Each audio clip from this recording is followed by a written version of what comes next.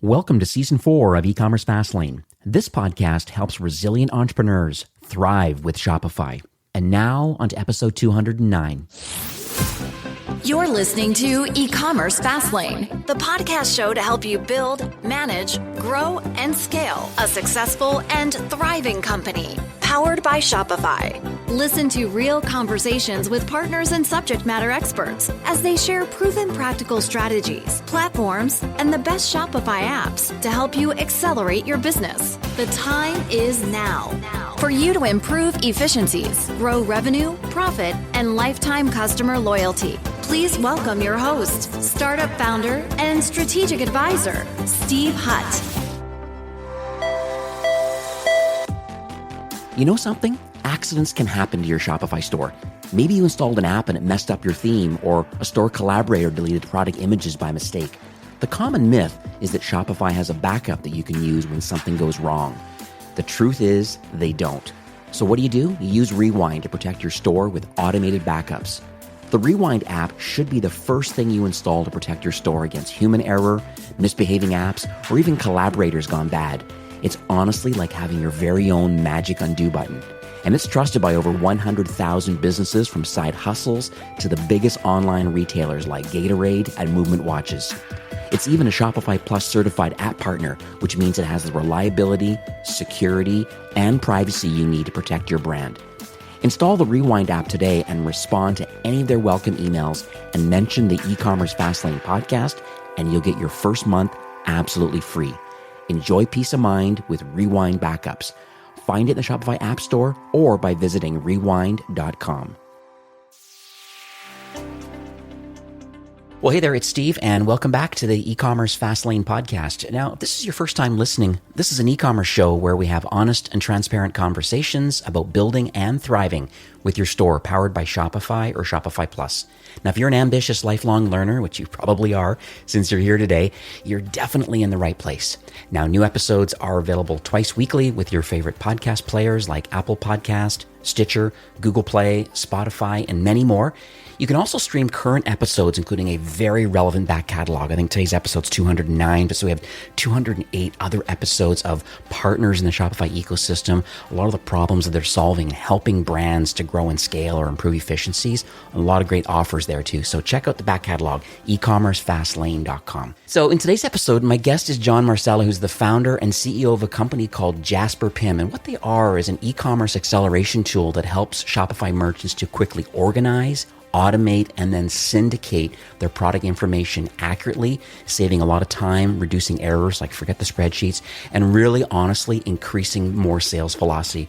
It's really interesting. I believe this is going to be a timely episode. A lot of brands are, at least from my vantage point, are planning for their international expansion in 2022. And today, I believe I'm going to learn a lot too, why it's imperative to have a single source of truth for your product data. A lot of people believe that maybe it just needs to reside inside Shopify, which it does, because that's part of what the catalog is. But you'll see, hopefully out of this podcast recording, that there is benefits of having a PIM for your brand. So let's jump in and learn more. So hi, John. Welcome to E-commerce Fastlane. Thanks for having me, Steve. Really appreciate it. Yeah, my pleasure. You know, PIMs and product information management, unfortunately, has not really been on my radar. I know of them, and I have a cursory knowledge of the benefits of why someone may want one. The reality is that I feel that there was a lot of other pieces of MarTech or other different types of solutions and things that just, I tend to focus my energies more on other different things, and PIM wasn't on top of my list. Now, part of it was that maybe I was more involved in the marketing strategy of a brand and helping them to drive net new visitors and working on the marketing part of it. Whereas I believe there's also some opportunity in the back office and how merchandisers and product merchandisers, how they handle this sort of information. And I never really got under the hood to understand a lot of that. And I'm hoping to pull that out of today's episode. So maybe on a high level, let's talk first about Jasper, the product, the problem it's solving, just on a high level first, and then we'll figure out why it's different versus what's going on natively in Shopify. Absolutely. Yeah, so let me start with just saying that it's not uncommon for people to have misconceptions about product information management and, why do I need a PIM? What's the right time that I need to put a PIM in? And how will it help my Shopify, either if I have a single store or certainly multiple stores? What can I do with the PIM? It is a very new piece of technology. It's only been around for a few years, where other parts of e-commerce technology have been around for a couple decades now. So I'm very happy to share because, of course, this is our bread and butter. This is what we do. So let's talk about what Jasper does for Shopify brands. First and foremost, we help each consumer, we help them reach new selling opportunities and to quickly set up and manage multiple Shopify stores and marketplaces all automatically from a single source of truth, which is what a PIM is.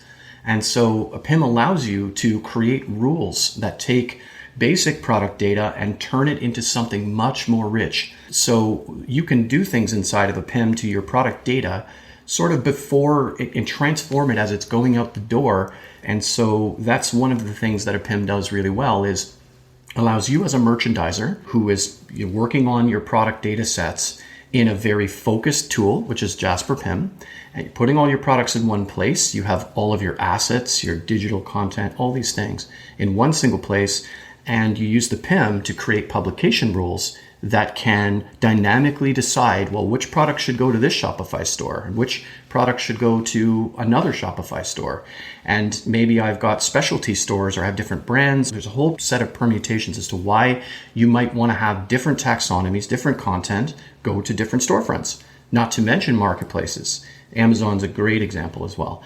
And then finally, within the PIM, there's batch management and scheduling content. There's organically, and as we've designed the tool to be very Shopify friendly, the goal is to round out some of the edges in the product information management capability within Shopify so that we're providing value to even small merchants who only have one store.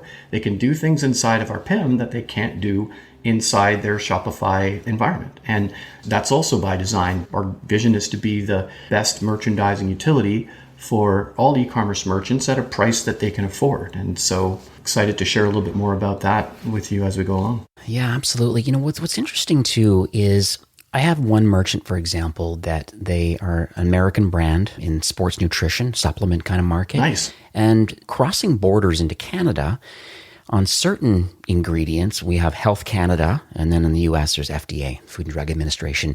And Shopify Payments has been very clear to saying, hey, you know what? Our business partner Stripe is saying, no, sorry, this is a banned substance going into Canada. We're not going to underwrite that. Legal gets involved and stuff. And so what an interesting use case in this particular case, because I have firsthand knowledge of, hey, I want to use Shopify Payments. How do I hide products based on geolocation? Or it sounds like the opportunity, one use case with your PIM right now is saying, hey, when we're pushing out products, we're only going to push the Canadian acceptable products on the Canadian site, and they get to go out. Am I on the right track here? You're very much on the right track. In fact, thank you for that, because it's a really great example of the types of things you can do by having the separation of your products in the PIM and then having it connected to, again, potentially multiple Shopify stores. So if you have a Canadian Shopify store, it's set up with, Canadian currency and it's got Canadian shipping providers and all these other things, you've got governance issues. It's exactly a great example. So in the PIM, you create rules that say, if this product is tagged a certain way, or if it has a certain attribute, or if it's in a certain category, or if it's a part of a brand, or maybe it's part of a brand, but there's also exclusion capability. You can put all kinds of different governors and levers and stackable rules inside the PIM that will determine what gets published where. So all your governance, all those rules, pricing tiers, for example, different price groups that in stackable price books, all these kinds of things you can do inside of a PIM. And then, of course, you set up the rules once and it's set it and forget it. Now you've set the rules up, and when you create new products, you add them, or maybe they import from a spreadsheet or they come in from ERP to the PIM. You enrich, you merchandise, and you set the rules, and the PIM takes care of syndicating the rest. Every time I change one little thing, automatically publishes to all of my connected outbound channels. No more copying and pasting your content in different places, and no more wrangling spreadsheets too. Well, very cool. Thanks for sharing that. That's exactly what I was hoping it did. And that sounds like a great use case. So I'll be definitely, after this podcast, I'm going to be mentioning that to this brand. Let's talk a little bit about the origin story, because I think it's so interesting. First of all, being Canadian, and I hear the word Jasper, I always think of like Jasper National Park or Jasper, Alberta. Is there anything to talk about here? Definitely, yeah. So the name, what's in the name? Jasper, that's one of the first things people think of, especially as we're a Canadian business and we continue to grow and scale. Our ambition is to be a global brand and continue to really, bring some great value to the product information management space. Another part of the inspiration behind the Jasper name was actually the gemstone Jasper, which is a lesser known gem, but it's a very interesting one. And there is a very rare form of it called ocean jasper. That's where we get our teal and our logo. So it's, that rare gem mixed with, snow-capped mountaintops and wide open spaces and clean air, and everything you think about when you put those things together was the inspiration behind the actual name and the brand. I know, I'm looking at a photo right now, the Jasper stone, I'm looking at it. Pretty amazing. This is very cool. So let's figure out how all these pieces came together. It's always interesting to me, why people build what they build, because, it's more than just, hey, I want to have a SaaS company and get recurring revenue. And I mean, yes, it's a business, I get it. But on the flip side, I always think there's always a desire or an expertise around something, either a personal use case that then now you see has a wider adoption. But I just would love to unpack that a bit about how did you and the founding team just build this thing? And how did it all come together? Well, it came together very, very organically, actually. I think we found a need and a niche in the market that just didn't exist at the time. We started as a enterprise systems integrator, and prior to that, an agency. So we very much have a service background. And as a systems integrator, back in 2010, we started working with a very large brand in Canada, actually. They had about 80 stores, West 49, or they were later acquired by Billabong. And we helped them get online. We helped them integrate with their multi-million-dollar JDA inventory platform. They had a bespoke payment system. They had some of the other systems that they had connected to, and then their storefront as well. And they had multiple stores. So we started developing, these connections between these big bad back office systems, and we were very focused on being an e-commerce SI. Systems integrator. And so what happened is we started to note, just based on customer demand and different customer requirements, business needs, that there wasn't a really good opportunity inside of your traditional platforms like an ERP or your storefront, your e-commerce store, to really have a rich merchandising tool that really allows you to have a separation of duties, take some of your talented content staff, your marketing staff, the people that deal with imagery and assets and marketing and merchandising, take all of those kinds of disciplines and put them in a very focused place that supplements and rounds out the edges of, the ERP and the storefronts.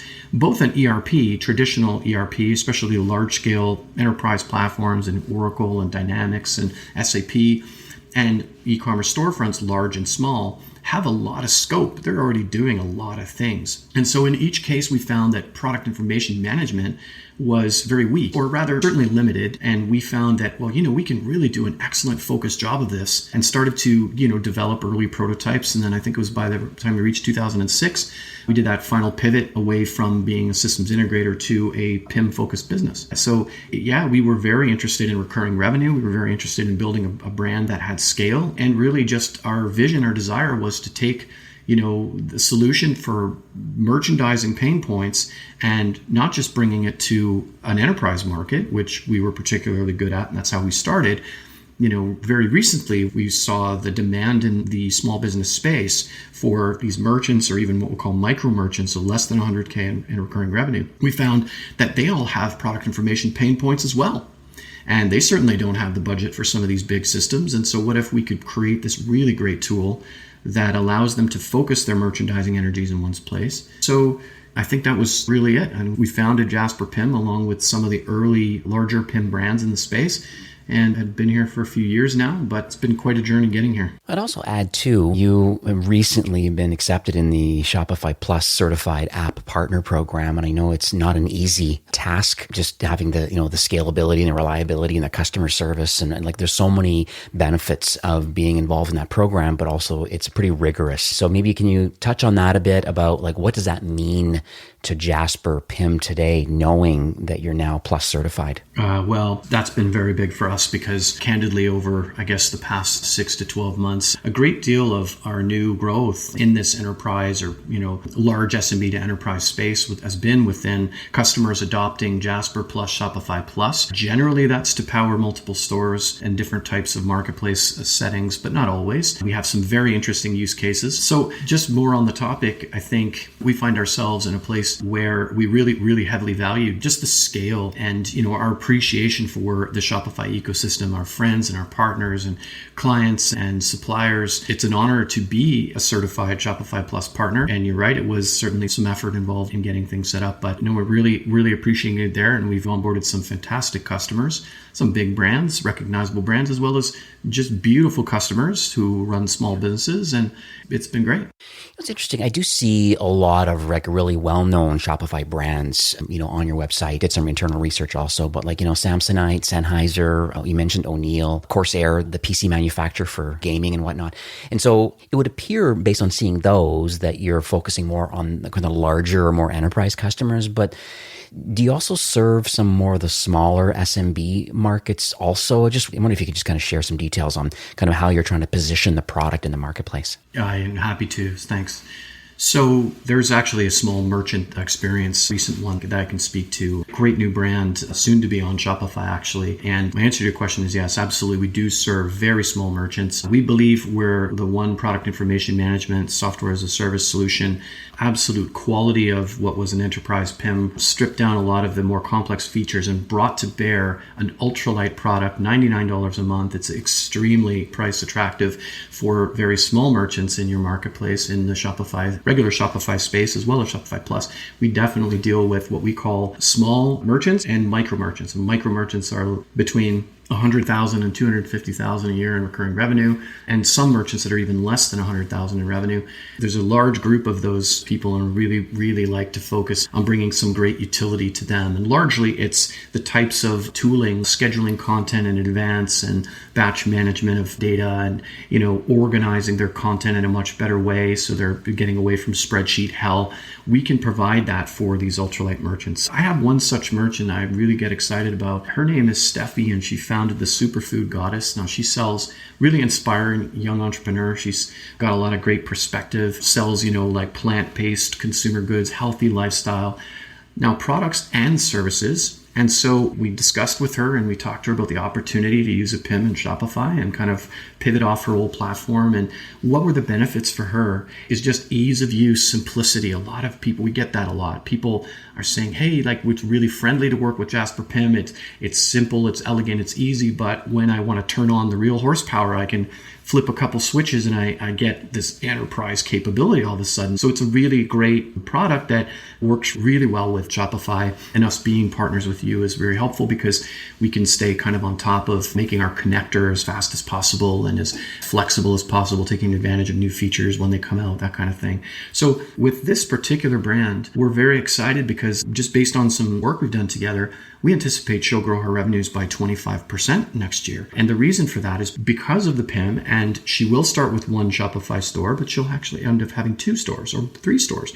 And because of those specialty stores powered by the PIM, it's not feasible for her to manage that without a PIM. And in her case, it's going to help her reach new markets, new channels, new selling opportunities, which is one of our kind of value points or selling propositions. And so it's really exciting.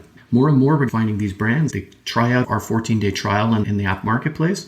And the feedback we're getting, it's mixed. We're very recently launched in that app marketplace, or at least and certainly trying to put more and more attention to it. So it's been really exciting. Mm-hmm. That's amazing. And I always think, what motivates a brand to know when the time is right for a PIM? But you've just made the comment that here's a brand that literally could do, $100K a year or $500,000 in revenue or even less, and they can still get value and they still get access to maybe a slightly less feature-rich solution because they don't need all of the quote-unquote enterprise features, but they can grow with the tool as they grow. And so it's interesting. I always had this mantra in my brain thinking that it was kind of a big brand privilege, I'm going to call it, meaning that, only big brands that could afford it and had the people power to actually use the tool and get the value out of it, like the human capital, so to speak, right? And so is there any data that you can see that would support maybe why a brand needs to start thinking about vetting a solution? Or is this really almost like once you have product market fit and you're doing $10,000, $20,000 a month, you should probably think about getting into a PIM now to help you get to the next level? Oh yeah, definitely. We can't stress that enough. We try to evangelize the notion of putting a PIM in as early as possible in your practice as a business. And we do have the luxury of talking with new brands, and many of them have never used a PIM before, which is one of our favorite scenarios, just because of they don't know what they don't know. The lights come on and they're like, wow, I had no idea how great this could be. And how we know that they're ready for a PIM is really when they find themselves, they're getting lost in content management hell. It's becoming the biggest bottleneck. And it's not just bottleneck. They're not just spending a lot of time getting all their products set up and just managing them directly, let's say inside of Shopify. But when they start to find themselves wanting to copy and paste that content from Shopify or spreadsheets and paste them somewhere else and hopefully don't make a mistake, or they start to want to do en masse, large batch volume data changes. Merchants don't start that way, but then maybe, if some of them have seasonality, as they get bigger, they grow, they scale, they bring in more products, or maybe they start with a small manufacturing internal set of products they do, services, and then all of a sudden they decide they want to drop ship, and now they go from a catalog of 100 or 200 SKUs to thousands or tens or hundreds of thousands of SKUs. That's another time people come to us for PIM, because they're just pulling their hair out. And this can be very small brands, mom and pop companies that, it's one person, two person operation. And I think one of the things you touched on was the fact that it was big brand privilege before. This is part of the reason why Jasper brought an ultralight product to bear in the market, because even at the next price point, $299 a month US, for example, for our light product, is still quite rich price-wise for your micro merchants. And so we really felt like this is a great opportunity. Let's do a big customer capture strategy. Let's show people how great a PIM can be and what it can do for them. And then as they grow, we grow. We're the one PIM. We can scale all the way from ultralight up to enterprise. And you can get all the same power and capability that some of our Samsonites and, other large brands have. Kind of reminds me of Yotpo as a company too. Yotpo started off in the reviews category, and then through acquisition got into the loyalty side, and then through acquisition got into the SMS side. And it's so interesting. And, they allow certain things to be turned on and off, and they have entry-level plans. And I'm sure Klaviyo in the marketing automation world, same idea, kind of a very light, easy to use plan, but you can scale it up and start adding on and literally toggling on more things as you get more sophisticated. So I do appreciate the fact that you are thinking about the 1.7 million kind of Shopify core brands out there and the 10,000 or more Shopify Plus brands. So, not your everything for everybody, but kind of through different levels of your product. Correct. Exactly, Steve. All right, cool. So I want to be devil's advocate a bit. If you do a quick Google search or go to, the Shopify App Store and you type the word PIM in, or you're starting to learn more about this industry. And I know it's a growing market, because here I am, 20 years in commerce, and I don't have a lot of experience in it. And that shocks me, because I've been involved in so many other parts of marketing technology kind of things. So that's why I'm so happy that you're on today. I'm learning a lot. So I just would love to understand about how Jasper has been intentional to differentiate from others in the Shopify ecosystem, the notable peers, but even other people trying to do bits and pieces of product management or merchandising. Yeah, such a great question. And yes, we've noticed that the PIM space has become quite frothy. There's more and more competitors all the time. How does one differentiate? I think where we've been intentional is to make our product extremely friendly to Shopify merchants, both in just the user experience, intuitiveness of interface, seamlessness and ease of onboarding, being able to quickly connect to your existing Shopify store, pull all your products in, reconnect them, re-architect them, push them back out again, helping customers, understand the value of doing that on its own. I think data enrichment, having the most powerful and agnostic set of publication channels that you can syndicate to, is one of the things that, at an ultralight level is something that we're really looking at continuing to improve the value equation there. We have a mini digital asset management solution that many of our Shopify clients really, really like. So what this is imagine, image management, video management, complex layered assets, private assets, public assets. You can almost do a little bit of product lifecycle management within ideation within a PIM that you're not going to want to do in your single Shopify store. So, we've got a lot of these powerful enterprise-esque features that we've turned on for the ultralight space. And I do think we're heavily differentiated against the rest of the PIMs or these sort of PIM lookalikes. Because, when you search for PIM in the app marketplace, in the App Store, you find a lot of brands that aren't actually a PIM at all. It's interesting. I think maybe, that's what I noticed. They do some aspect of product information management, And so product information management being an extremely broad topic in and of itself, right? It covers a good majority of what Shopify actually does for you as a consumer.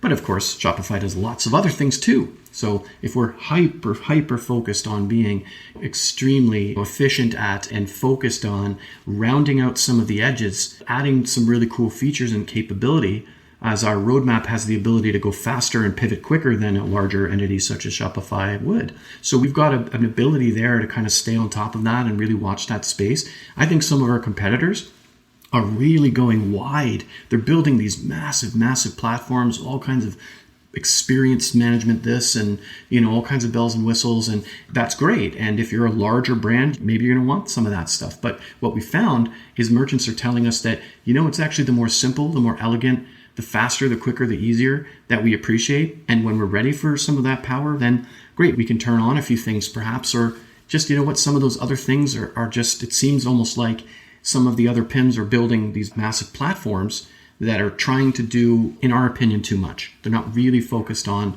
being a hyper-focused merchandising utility to allow merchants that feeling of power, that feeling of satisfaction when they can quickly, schedule things in advance and just, again, set it, forget it, right? Just do it in the PIM and do it once, and everything else is connected. You're going to make way less mistakes. That's great. I'd also mention too, if you go to the App Store and you type the word PIM in, yes, there's other people in there, but you're number one in search. So that means something. So let's just leave it at that. And so that's a really good point about the fact that there are competitors out there, but I think it's difficult because there's a wide range of listeners of this podcast. There's a lot, just based on just numbers alone, 1.7 million Shopify core customers and 10,000 or so-ish plus customers. You can guess that a lot of people listening today are probably more in the core business of Shopify and that kind of platform. And so there still is a great opportunity to onboard this sort of customer to learn. And I think that's the key to the whole thing. It's almost like there's this education gap where, Shopify is so easy to get started. And once you have product market fit and you're doing $10,000, $20,000 a month, you're like, hey,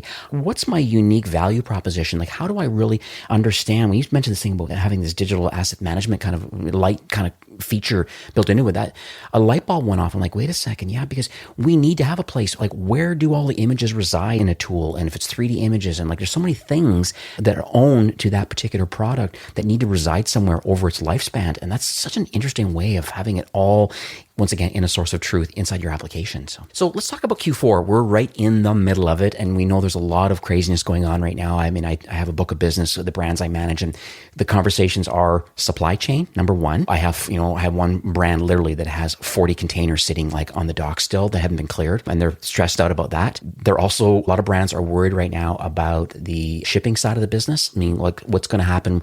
As we know, BFCM is going to blow up massively. It's just going to be like out of control again, like it was last year, but even bigger. More older people are buying online, forced to because of the pandemic. So more people are buying again this year. So I just would love to hear from your perspective, because you deal with small merchants and mid-size and enterprise.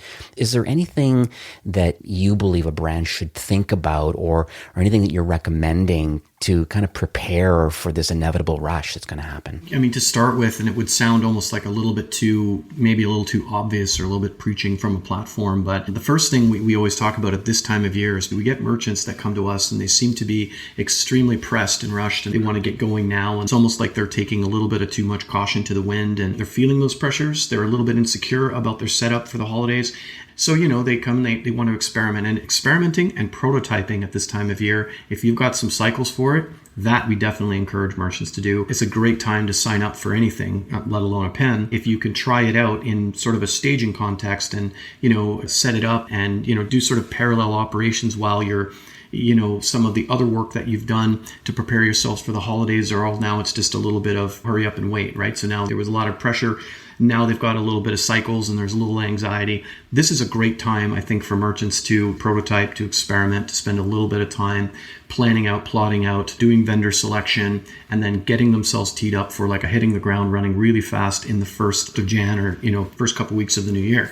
That's probably pretty obvious. The thing that I find that's a little bit less so is the fact that now on the flip side, we do get some brands that have a really good handle on their data. And what they want for the holidays is they want an opportunity to go out and sell in new channels, sell in new environments. So Don't mess with the existing status of what you have. Keep the status quo, what you have. Do a code freeze. Just be stable and trust the plan. Trust what you've already set up. But so many brands come to us at this time of year and they're very, very sure. They've got a really good plan. They want to onboard very quickly. And the benefit they can get is, they can reach new selling channels right before the holidays, increase those sales. And then as far as sensitivity around people who are getting very concerned about supply chain issues, similar kind of thing. I mean, you could use a PIM at this point to just do some homework, get yourself ready. I would say that's the most simplistic advice that I can give. I mean, our product doesn't do much to help so much with supply chain problems, and it's not obviously a fulfillment or logistics tool. That's really kind of like the best advice I'd have there. Nice thing on the plus side too, with access to, I think, up to 10 expansion stores, and one of those expansion stores can be a staging environment. And so what a great opportunity for those plus brands that are listening today. Like, you, right from within your admin, you can spin up a new store, clone over your product data, order data if you want to. You can clone it all over to your sandbox instance. We just call it a staging instance. And then from there, add on Jasper and then play with it from within that tool. Go through the onboarding process, go through the tutorials and learn about what it is that you're missing. And then trying to figure out, well, how can I create this new superpower with my brand based on some technology that enterprises are using 100%, but now on the midsize can use it? Yes, absolutely. Absolutely. You said that better than I do. I don't know what you need me for. Oh, man, I'm hired. That was much more succinct than I said. So thank you. So I want to thank you for the Superfood Goddess story. I think, from an entry-level standpoint that, she saw value in wanting to get involved with a PIM. And I think that's a really good starting point. Let's kind of go up market a bit and let's talk about maybe a brand. Hopefully I don't put you on the spot here, but it'd be nice to talk about a brand that maybe implemented Jasper. It's a little bit, maybe a larger brand, ideally. I don't know. I'm a marketer and I'm an entrepreneur at heart. A lot of people listening say that's exactly what they are. And I think it's just this education and storytelling around other brands. It kind of motivates people saying, oh, wow, they did it. Okay, maybe I should try this too. And so I don't know if you can share something that's of note, maybe one of the ones on your website. Yeah, I'd be happy to. So one of the first organic ones that comes to mind, of course, is Samsonite, a big global brand, very recognizable brand. We have some other brands that, for example, are quite common within technology, people in sort of technology industries. I love Samsonite because it is something that immediately everyone can get, whether they're in technology or not. And this is one of those serendipitous types of relationships, because I think there was a lot of raw emotion that the Samsonite team had when they kind of came to us. They were pretty fed up with their previous PIM, and they definitely did need a tool that would allow them to publish fast and with integrity, including what we call hot data, which is pricing and inventory. And not a lot of PIMs do a very good job of that at all in terms of, using your APIs, the Shopify APIs, to really do a great job of publishing and syndicating the content in a really intelligent way. So we have Samsonite, this just global brand. They started, and when we say, hey, maybe people should prototype, they started by doing a segment of the market. And they have many Shopify Plus stores. They started with 4 or 5, and we were able to onboard them in record time. So you think about enterprise, sometimes these sales cycles can be 3, 4, 6 months. The implementation cycle can be 3 to 6 months. From contact to contract, 2 to 3 weeks. From first setup to first deployment, 4 to 5 weeks, something to that effect. It was extremely satisfying for them and us. It was very cost effective. They loved the price. It was pure joy and relief when they found us. And so night and day experience that they had from the previous platform. Lovely. Is there anything specific about the platform that they enjoyed? Because I guess, being an enterprise brand, they obviously have access to the full platform and all the features. Was there anything notable inside that kind of made sense for them? Well, it started with the mini dam. They love the mini dam.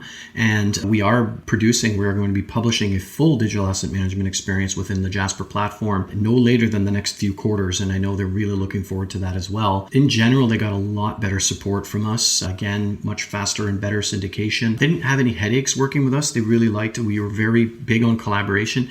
Steve, I think that speaks to the pedigree of us as a systems integrator and working as a service business before we became a product business. Many of our engineers are very, very high touch, very white glove. Let's hold your hand. Let's walk you through this. And most of our best success stories have been with brands that treat us like a partner and not so much as a vendor. So collaboration is huge. We focused on a number of sort of, import-export capability that really really made their life easy, working on an SAP integration with their back office. They just loved every part of that experience.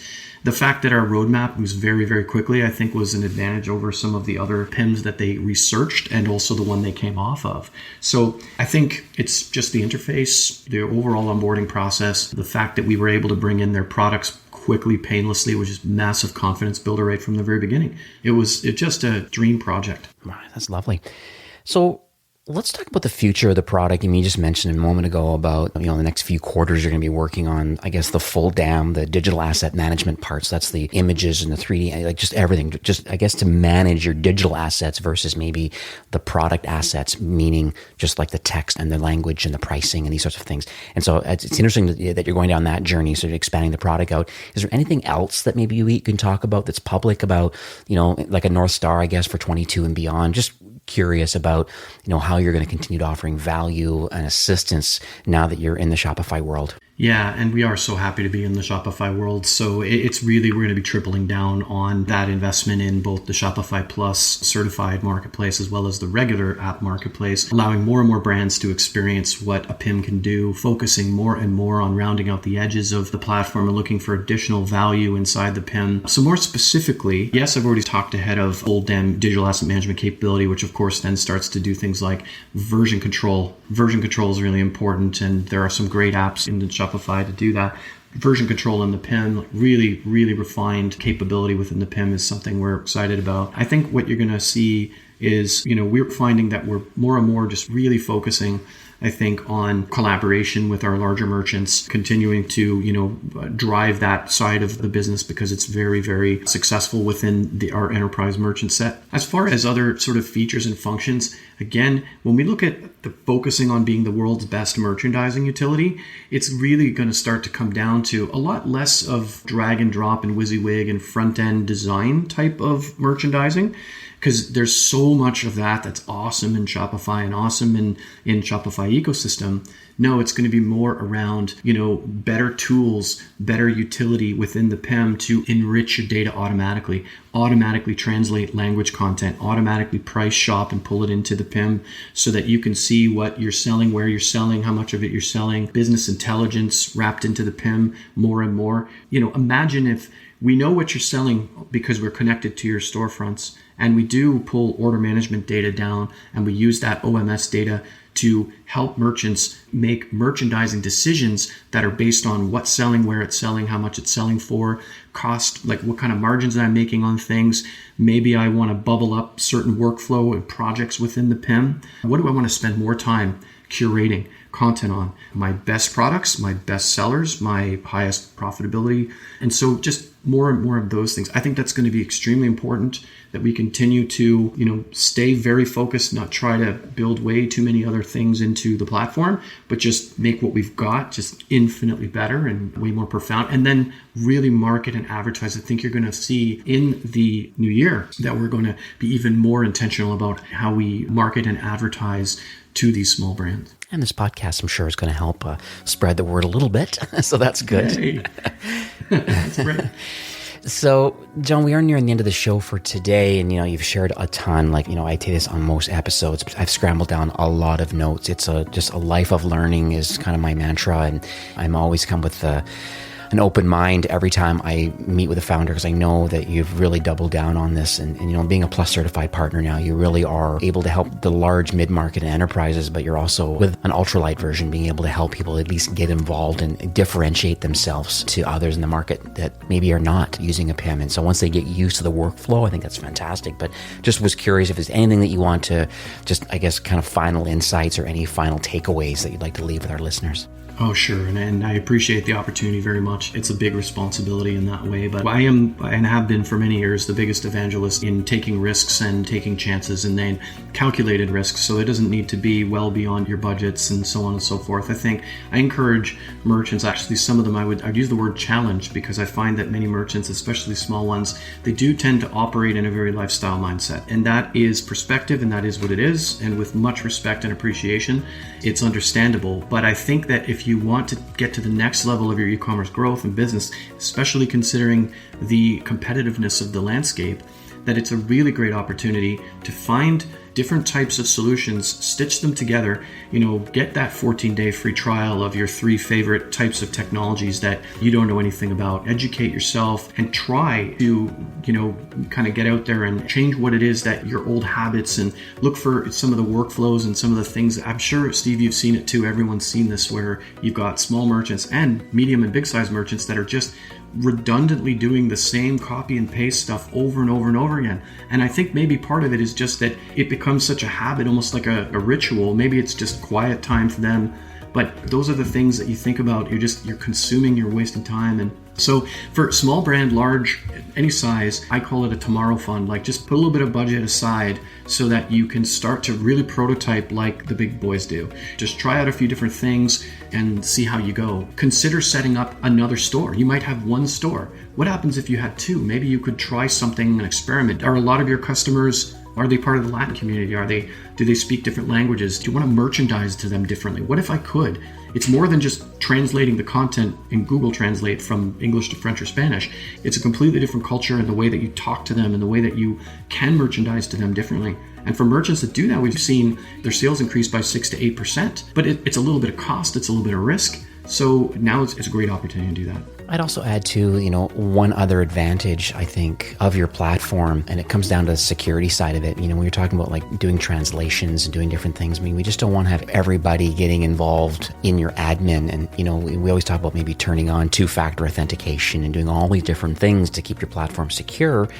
But on the flip side, because that's where all the bread and butter happens, that's where the money is being exchanged. So if you have team members that need to be involved in certain tasks and things, and part of that is getting involved with working on translation, or they're working on pricing, and they're working on certain things, it seems to make sense that they should actually be inside Jasper doing all of their work and let the Jasper tool sync as needed instead of being inside the Shopify admin. Oh, once again, you've really hit on something that many, many people find immense value in, and it's exactly that. In particular, we've seen merchants that have like junior level people in their ERP, because they can only go to their ERP so they can put in some, enrichment data, some attributes and descriptions. And of course, it's not even a really good place to put it. The tools are not very good anyway. So now it's exactly it. Now you got to lock down your Oracle backend, and you need your Oracle systems integrators to come in and do that. What's that going to cost?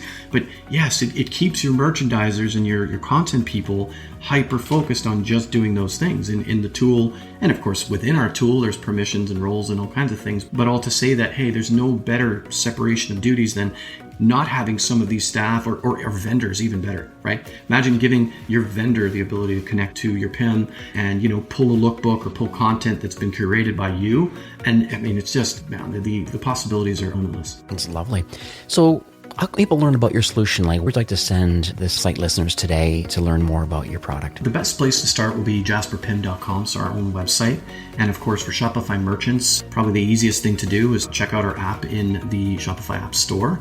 And we do have a nice little video there that actually just shows you how quick and easy it can be to get it set up, connected, and publishing your content. So certainly that would be a really good starting point. And yeah, we do have a full knowledge base, which is support.jasperpim.com. Lots of goodies in there. Yeah, that would be the best place for them to kind of start learning. All right, perfect. And I know we spoke offline just before recording, and understand that you would like to share. We have actually a few offers today for those that want to get under the hood or want to learn about the value that they could have by enjoying Jasper. Awesome. Yes, so we're willing to offer 25% discount for any listener of the podcast, and for a 12-month term. So, for some people that sounds great, but, I'm going to sign up for 12 months and maybe I want to try before I buy.